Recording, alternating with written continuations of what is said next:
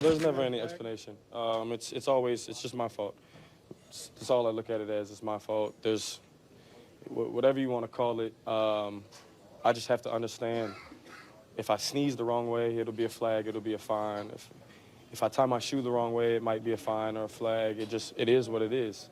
You have to understand that. As tough as it is to understand that for a 23-year-old who has been blessed with a lot, God has gifted me with an amazing amount of ability, amazing amount of everything, and just it seems like it's all working against you, but what are you going to do? You're going to back down, or are you going to stand up? And I've never been one to back down. So I'm going to stand up. We're going to work to get better. He's got to be aware. People are looking for him, and he's got to play smart, and he just can't afford to do anything. They're going to call him. He's kind of brought that upon himself, so he's got to realize that.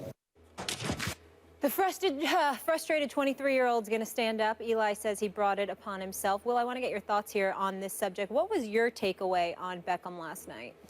That largely Beckham is being childish. I listened to you two gentlemen debate this earlier, and I hate to say this because it's a bad habit to get into, but I think I agreed almost entirely with Max on it.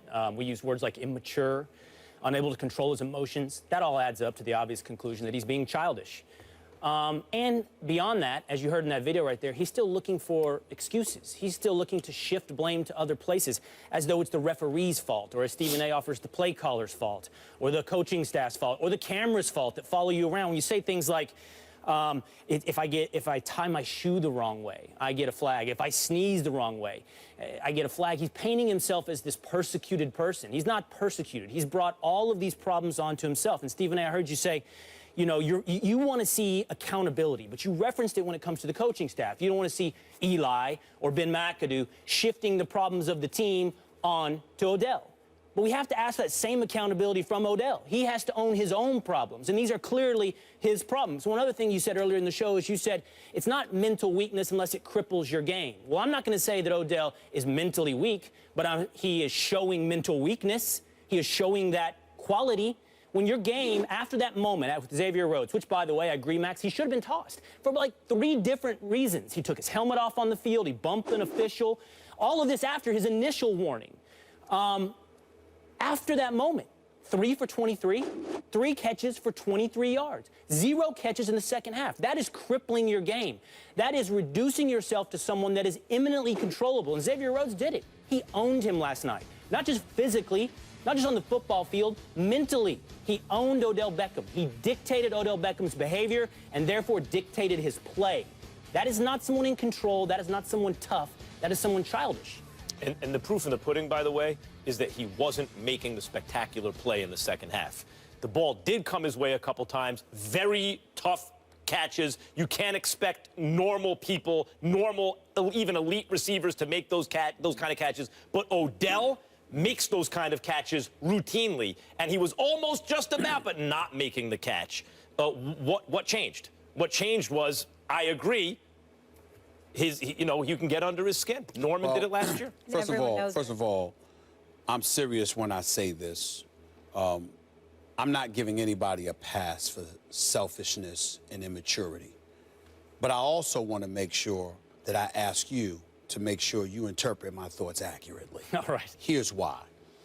I am not giving Odell Beckham Jr. a pass.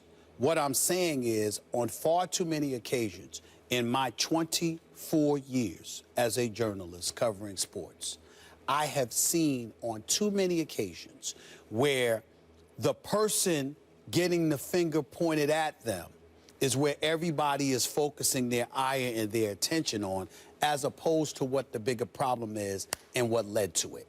I think of a guy like Eli Manning. He's a 2-time Super Bowl champion. That's what we say. What we don't point out is that the New York Giants have missed the playoffs 6 times in the last 7 years.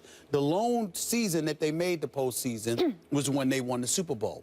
And because of that, we give Eli Manning a pass, but Tom Coughlin didn't get a pass. He's fired. They kept the offensive coordinator, elevated him to the head coach, kept the defensive coordinator, kept the GM. The GM who, by the way, sat at the locker. And I like Jerry Reese. He sat at the locker talking to Odell Beckham Jr. in the aftermath of all of this. As a boss, if a boss out there said to me, I'd bench Odell Beckham Jr. I don't blame him on its face because he's saying, I don't need that kind of distraction. I'm making the argument that the Giants have been a distraction to themselves for at least 6 of the last 7 years. There's been one problem after another after another. Their ownership's response was, we're going to get rid of Tom Coughlin. Not his staff, not change the culture, not do anything. Literally, he's the only one that's gone. And so when I look at it from that perspective, and then I see an Odell Beckham Jr. acting up the way, on his face, I'm looking at him like, come on, dog, get your head together. Come on now. You can't do this. Y'all are right about that. I'm not refuting that. What I'm saying is it's a mistake to stop there and just look at him as opposed to looking at why some things happen. Well, Listen, you could also point the finger at Jerry Reese, who hasn't, other than drafting Odell, sure. if you, I just hasn't said had the everybody. best draft. You're right. You know why Odell attracts the attention he does? Not just the antics, because he's so special. Odell is the most special player on the team and arguably in the league. I'm saying forget all of that for 1 second. That's why people pay attention to him. And I'm asking you to forget that for 1 second so I can make this point to both of you. Damn, y'all. In your chosen profession, you talented. In your chosen profession, you talented. We haven't found ourselves in situations where the frustration just boils because you are going about the business. You don't talk to reporters, though, I don't. You don't. I would never do that. Yeah. I don't talk about the blogosphere, none No, of it. you I don't don't. do any of that. But I must tell you, there are times when, look, I'm a difficult dude to deal with. And I'm going to tell you something right now, unapologetically so. And very happy to tell you that because the work that I put in to be as successful as I am and as hard as I work when the people around me, not y'all, of course, but not anybody in this, I'm not talking about the show, but I'm just saying in general throughout life, you find yourself in situations where you're surrounded with ineptitude and questionable interest. Okay, and listen, focus, but and that will make you you deal lose. with it very differently, He's Stephen. 23, Will. You're right.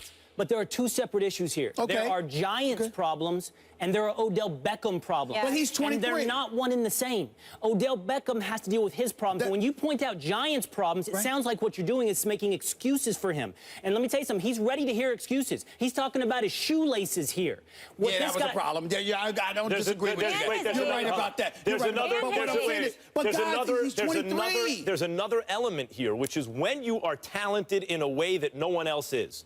You can use that talent. You're not always going to be surrounded by similar pieces or parts. Maybe Roethlisberger makes better use of Antonio Brown than Eli does of Odell Beckham. Maybe or Matt Ryan makes better use of Julio Jones. Maybe Odell sees that and gets frustrated. You can allow your talent to isolate you from everyone else. Jordan sometimes did that early in his career, and we're going to a different sport.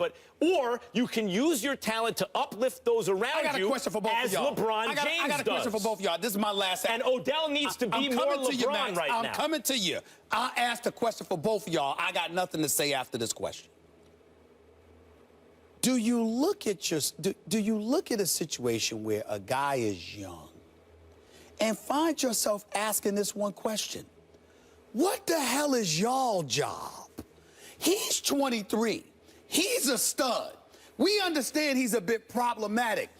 But if you can't find a way to overcome that, why do I need you?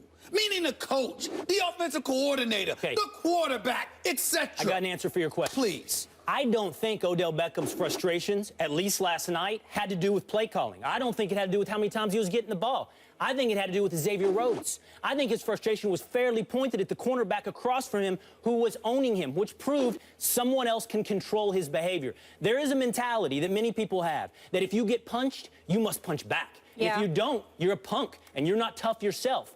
That's not true. Honestly, you see it in politics. Donald Trump will punch back at anything that comes and punches at him.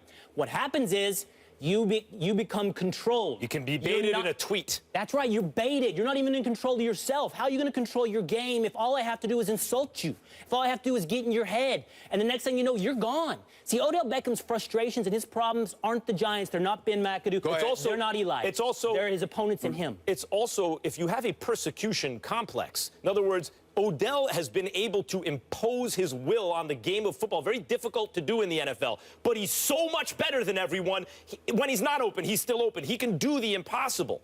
So So he's talented differently than everyone else, and when it's not going his way, he starts to look for excuses. Yep. Rhodes is getting away with stuff. Right. Eli's missing me. They're not calling my number. Fair? Yep. Don't disagree with either of your points. What I would say is, though, in the sport of football, what is the reason they call wide receivers prima donnas for? They want the ball. They usually believe they're open. You sprinting and racing and running routes and getting hit and all of this other stuff. And there are missed opportunities. Odell Beckham Jr.'s behavior is not foreign from the wide receiver position. And at age 23, with his talent, his proven track record, he's being selfish, he's being immature. Got it. No disagreement. No, that's fair. But there's a level of understanding that we need to give this But guy this is what I mean. in this situation. This is what I mean by. That's all I'm saying. This is what I mean by he gets attention because he's so special. Because you look at Odell, and the real question is, Odell, do you want to be Jerry Rice or Chad Ochocinco? Do you know who? By the way, great wideout, but it's not Jerry Right Rice. here. You know who he's starting to remind me of? Not Ochocinco, DeMarcus Cousins. Starting to look a lot like DeMarcus Cousins. Ooh. I'll think about that. One other thing, think too. about Your that. point about the Odell Beckham issues about that. and the Giants issues being separate issues, very strong. One last thing I just have to say to what you're saying. You're a special talent, right? You're one of the best on TV. You get frustrated, correct? But you don't go and talk about it with reporters post-game and share all your feelings. That's what I'm saying. But that's something that can be controlled, and that brings it back on him as well. But I'm 48. Ask me what I was when I was 23. Yeah, but here's the problem with being a player. You ain't going to be a player when you're 48. You got to get it right when you're 23. Yep. I don't know about 23. You're right. We're not at 23. That was a great conversation. We want to know what you guys think at home, though. Is Odell Beckham more trouble than he's worth? Go on our First Take Twitter page and vote. We will reveal those results a little later. I actually have to concede that Will actually made a good point for the first time. Oh, please. I got to give it to him. First time. First Take is brought to you by the new grilled cheese stuffed crust pizza, only at Pizza Hut.